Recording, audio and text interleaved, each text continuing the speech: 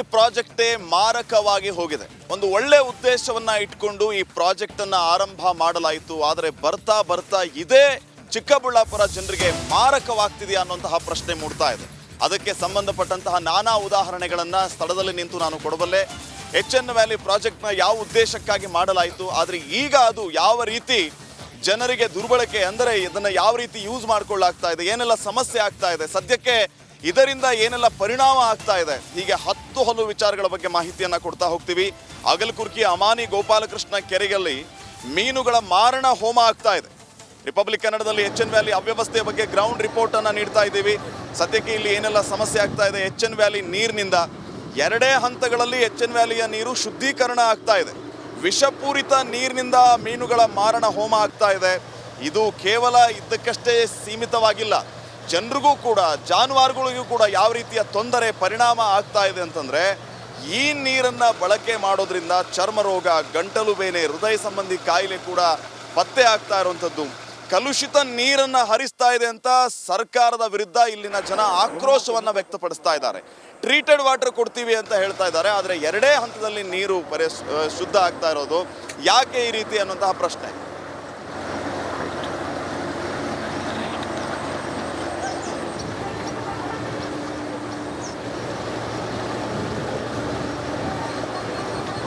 S, ನಾನೀಗ ಸ್ಥಳದಲ್ಲಿಯೇ ಇದ್ದೀನಿ.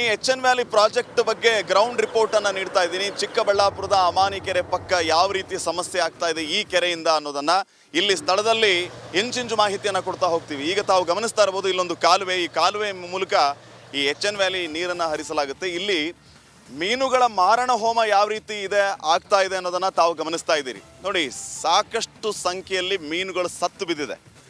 ಅದರ ದೃಶ್ಯಗಳನ್ನು ತಾವು ದೃಶ್ಯಗಳಲ್ಲಿ ಗಮನಿಸ್ತಾ ಇರ್ಬೋದು.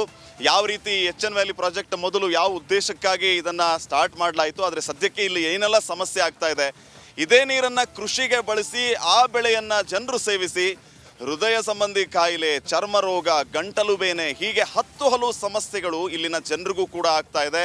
ಇನ್ನು ಜಾನುವಾರುಗಳು ಕೂಡ ಸಮಸ್ಯೆ ಆಗ್ತಾ ಇರುವಂಥದ್ದು. ಹೀಗೆ ಸಾವಿರಾರು ಸಮಸ್ಯೆಗಳ ಸಂಗಮ ಆಗ್ತಾ ಇದೆ ಈ ಎನ್ ವ್ಯಾಲಿ ಪ್ರಾಜೆಕ್ಟ್. ಯಾಕೆ ಈ ರೀತಿ ಜನರು ಈ ರೀತಿ ಸಮಸ್ಯೆಯನ್ನು ಎದುರಿಸ್ತಾ ಇರುವಾಗ ಜನಪ್ರತಿನಿಧಿಗಳು ಏನು ಮಾಡ್ತಾ ಇದ್ದಾರೆ, ಯಾವ ಉದ್ದೇಶವನ್ನು ಇಟ್ಕೊಂಡು ಈ ಪ್ರಾಜೆಕ್ಟನ್ನು ಆರಂಭ ಮಾಡಲಾಗಿತ್ತು, ಸದ್ಯಕ್ಕೆ ಇದು ಯಾವ ರೀತಿಯ ಹಂತವನ್ನು ತಲುಪಿದೆ, ಈ ಬಗ್ಗೆ ನನ್ನ ಜೊತೆಗೆ ಮಾತಾಡೋದಕ್ಕೆ ಸಾಕಷ್ಟು ಸಂಖ್ಯೆಯಲ್ಲಿ ಚಿಕ್ಕಬಳ್ಳಾಪುರದ ಜನತೆ ಸೇರಿದ್ದಾರೆ. ಅವ್ರನ್ನ ಮಾತಾಡಿಸ್ತೀನಿ. ಈಗ ಈ ಪ್ರಾಜೆಕ್ಟಿಂದ ಏನೆಲ್ಲ ಸಮಸ್ಯೆ ಆಗ್ತಾ ಇದೆ, ಎಷ್ಟೆಲ್ಲ ತೊಂದರೆಯನ್ನು ಇಲ್ಲಿನ ಜನರು ಅನುಭವಿಸ್ತಾ ಇದ್ದಾರೆ. ಇಲ್ಲಿ ಸಾಕಷ್ಟು ಸಂಖ್ಯೆಯಲ್ಲಿ ರೈತರು ನೆರೆದಿದ್ದಾರೆ.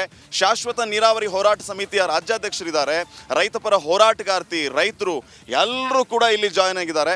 ಇವ್ರನ್ನ ನಾನು ಮಾತಾಡಿಸ್ತೀನಿ. ಏನೆಲ್ಲ ಸಮಸ್ಯೆ ಆಗ್ತಾ ಇದೆ, ಇದರಿಂದ ಪರಿಹಾರ ಹೇಗೆ ಅಂತ.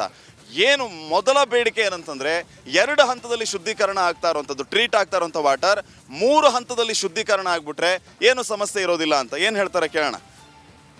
ಶಾಶ್ವತ ನೀರಾವರಿ ಹೋರಾಟ ಸಮಿತಿಯ ರಾಜ್ಯಾಧ್ಯಕ್ಷ ಆಂಜನೇಯ ರೆಡ್ಡಿ ಇದ್ದಾರೆ. ಸರ್, ಇಲ್ಲಿ ಏನು ಸಮಸ್ಯೆ ಇದೆ, ಏನು ಆಗಬೇಕು ಸರ್? ಈಗ ವಿಷಯ ಇಷ್ಟೇ, ಈ ಬೆಂಗಳೂರಿನ ತ್ಯಾಜ್ಯ ನೀರನ್ನು ಈ ಬರಪೀಡಿತ ಜಿಲ್ಲೆಗಳಾದಂಥ ಕೋಲಾರಕ್ಕೆ, ಚಿಕ್ಕಬಳ್ಳಾಪುರಕ್ಕೆ ಮತ್ತು ಬೆಂಗಳೂರು ಗ್ರಾಮಾಂತರ ಜಿಲ್ಲೆಗಳ ಕೆರೆಗಳಿಗೆ ಹರಿಸಿ ಅದರಿಂದ ಅಂತರ್ಜಲ ಅಭಿವೃದ್ಧಿ ಮಾಡ್ತೀವಿ ಅಂತ ಏನು ಯೋಜನೆ ಶುರುವಾಯಿತು, ಅದಕ್ಕೆ ಮೂಲವಾಗಿ ಒಂದು ಸೆಂಟ್ರಲ್ ಗೌರ್ಮೆಂಟ್ದು CPHEO ಗೈಡ್ಲೈನ್ ಇದೆ, ಕೇಂದ್ರ ಸರ್ಕಾರದ ಗೈಡ್ಲೈನ್, ಇಡೀ ದೇಶಕ್ಕೆ ಗೈಡ್ಲೈನ್ ಮಾಡಿದ್ದಾರೆ.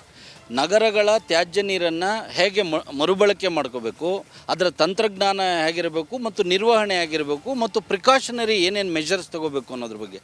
ಅದರಲ್ಲಿ 2013ರಲ್ಲಿ ಇರ್ತಕ್ಕಂಥದ್ದು ಈ ಬೆಂಗಳೂರು ನಗರ ತ್ಯಾಜ್ಯ ನೀರನ್ನು 3 ಹಂತಗಳಲ್ಲಿ ಶುದ್ಧೀಕರಣ ಮಾಡಿ 65 ಮೀಟರ್ ಫಾಲ್ ಆಗೋ ಥರ ಅದನ್ನು 20 ಕಿಲೋಮೀಟರ್ಗಳು ಹರಿಸಬೇಕು, ಭೂಮಿ ಮೇಲೆ ಮೇಲ್ಮೈ ಹರಿಸಬೇಕು ಅನ್ನುವಂಥದ್ದು ಇದು ಮೊದಲ ಒಂದು ಕಾನೂನು.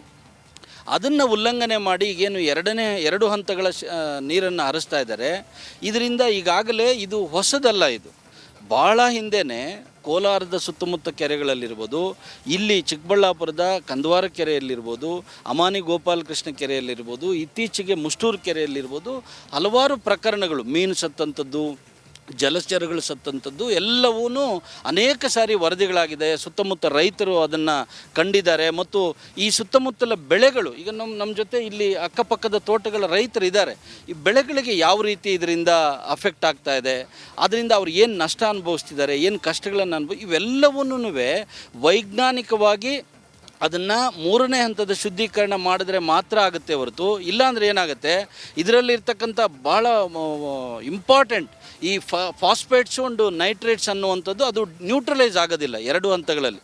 ಇವತ್ತು ತಾವು ನೋಡ್ತಾ ಇದ್ದೀರಿ, ಇದು BOD ಕಡಿಮೆ ಆಗಿ ಬಯೋಲಾಜಿಕಲ್ ಆಕ್ಸಿಜನ್ ಡಿಮ್ಯಾಂಡ್ ಕಡಿಮೆ ಆಗಿ ಇವತ್ತು ನಮ್ಮ ಕಣ್ಮುಂದೆ ಮೀನುಗಳು ಸತ್ತಿರೋದು ಕಾಣ್ತಾ ಇದೆ. ಆದರೆ ಇದು ಅಂತರ್ಜಲಕ್ಕೆ ಹೋಗಿ ಸುತ್ತಮುತ್ತ ಕೊಳವೆ ಬಾವಿಗಳಲ್ಲಿ ಮೇಲೆ ಬರೋದ್ರಿಂದ ಈಗ ಇವರೇನೋ ಕೆರೆ ಹತ್ರ ಬೋರ್ಡ್ ಹಾಕಿದ್ದಾರೆ ಮೈನರ್ ಇರಿಗೇಷನ್ ಅವರು ಏನಂತ ಹಾಕಿದ್ದಾರೆ, ಈ ನೀರು ಕೇವಲ ಅಂತರ್ಜಲ ಮರುಪೂರಣಕ್ಕೆ, ನೀವು ಈ ನೀರನ್ನು ಕುಡಿಯಲಿಕ್ಕಾಗಲಿ ಅಥವಾ ನಿಮ್ಮ ಕೃಷಿ ಚಟುವಟಿಕೆಗಾಗಲಿ ಬಳಸಬಾರದು. ಬರ್ತೀನಿ ಸರ್, ಒಂದು ನಿಮಿಷ. ಈಗ ರೈತರು ಇಷ್ಟೆಲ್ಲ ಸಮಸ್ಯೆಯನ್ನು ಎದುರಿಸ್ತಾ ಇದ್ದಾರೆ. ನಗರಸಭೆ ಸದಸ್ಯರು, ಈ ವಾರ್ಡ್ಗೆ ಸಂಬಂಧಪಟ್ಟಂತೆ ಕೌನ್ಸಿಲರ್ ಕೂಡ ಇಲ್ಲಿದ್ದೀರಿ, ಮಂಜುನಾಥ್ ಅಂತ ಸರ್. ರೈತರು ಇಷ್ಟೆಲ್ಲ ಸಮಸ್ಯೆಯನ್ನು ಎದುರಿಸ್ತಾ ಇದ್ದಾರೆ, ಸಂಬಂಧಪಟ್ಟಂಥವ್ರ ಗಮನಕ್ಕೆ ತರೋ ಕೆಲಸ ಆಯ್ತಾ ನಿಮ್ಮಿಂದ? ಹೇಗೆ ಇದು ಮೂಲ ಕಾರಣ ಬಂದು ನಮ್ಮ ಕೋಲಾರ ಚಿಕ್ಕಬಳ್ಳಾಪುರ ಜಿಲ್ಲೆಯಲ್ಲಿ 1500 ಅಡಿ ಇರ್ತಕ್ಕಂಥ ಅಂತರ್ಜಲನ ವೃದ್ಧಿ ಮಾಡಬೇಕು, ಈ ಕೆರೆಗಳನ್ನು ತುಂಬಿಸಿ ಅಂತ ಇದು ಪ್ರಾಜೆಕ್ಟ್ ಮಾಡಿದ್ದು.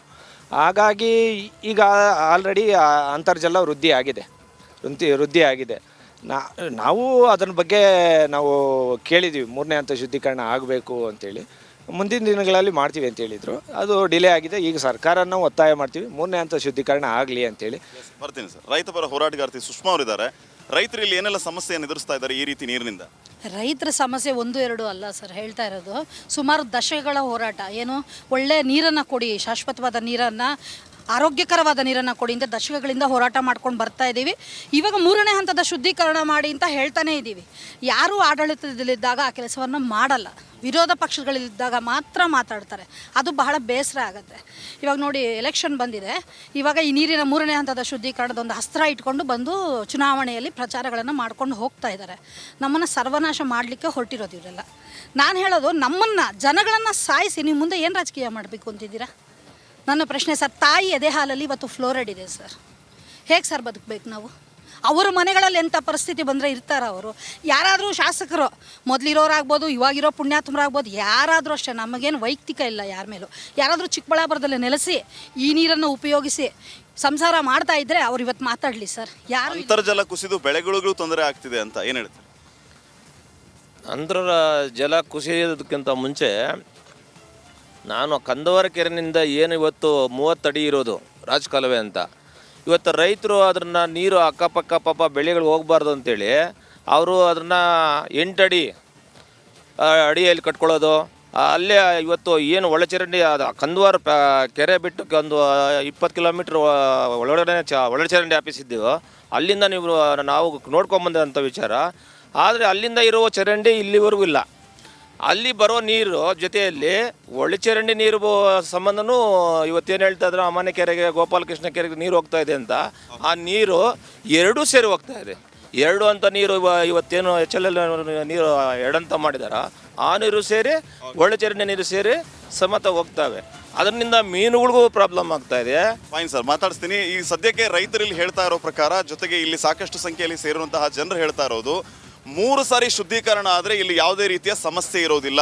ಸಂಬಂಧಪಟ್ಟಂಥ ಇಲಾಖೆಯ ಸಚಿವರುಗಳು, ಬೋಸರಾಜ್ ಈ ಒಂದು ಇಲಾಖೆಗೆ ಸಂಬಂಧಪಡ್ತಾರೆ, ಆ ಸಚಿವರು ಶರ ಬರೆದು ಬಿಟ್ಟಿದ್ದಾರೆ 2 ಸಾರಿ ಸಂಸ್ಕರಣ ಸಾಕು ಅಂತ. ಆದರೆ ಇಲ್ಲಿನ ವಸ್ತುಸ್ಥಿತಿಯನ್ನು ಗಮನಿಸಿದಾಗ 3 ಸಾರಿ ಫಿಲ್ಟರ್ ಮಾಡಿದಾಗ ಮಾತ್ರ ಇಲ್ಲಿನ ಜನರಿಗೆ ಅನುಕೂಲ ಆಗುತ್ತೆ. ಈ ನಿಟ್ಟಿನಲ್ಲಿ ಸರ್ಕಾರ ಗಮನ ಹರಿಸಬೇಕು ಅನ್ನೋಂಥದ್ದು ಇಲ್ಲಿನ ಜನರ ಬೇಡಿಕೆ ಆಗಿದೆ. Over to you studio. ಜೀವ ಜಲವೇ ಒಂದ್ ಕಡೆ ವಿಷ ಆದಾಗ ಜನರು ಯಾರ ಹತ್ರ ಹೋಗಿ ಪ್ರಶ್ನೆ ಮಾಡ್ತಾರೆ? ಇದು ಇವತ್ತು ನೆನ್ನೆಯದಲ್ಲ. ಕಲುಷಿತ ನೀರನ್ನ ಸರಿಪಡಿಸಿ ಅಂತ ಹೇಳಿ ಸರ್ಕಾರಕ್ಕೆ ಸಾಕಷ್ಟು ಬಾರಿ ಮನವಿಯನ್ನ ಮಾಡ್ಕೊಂಡಿದ್ದಾರೆ. ರೈತರು ಪ್ರತಿಭಟನೆಯನ್ನು ಕೂಡ ಮಾಡಿದ್ದಾರೆ, ಆಕ್ರೋಶವನ್ನ ಕೂಡ ವ್ಯಕ್ತಪಡಿಸಿದ್ದಾರೆ. ಆದರೂ ಕೂಡ ಯಾವುದೇ ಮುನ್ನೆಚ್ಚರಿಕಾ ಕ್ರಮವನ್ನ ತೆಗೆದುಕೊಂಡಿಲ್ಲ. ಇನ್ನು ಅಲ್ಲಿನ ಕುಡಿಯುವ ನೀರಿಗೂ ಕೂಡ ಸಂಕಷ್ಟ ಎದುರಾಗಿದೆ.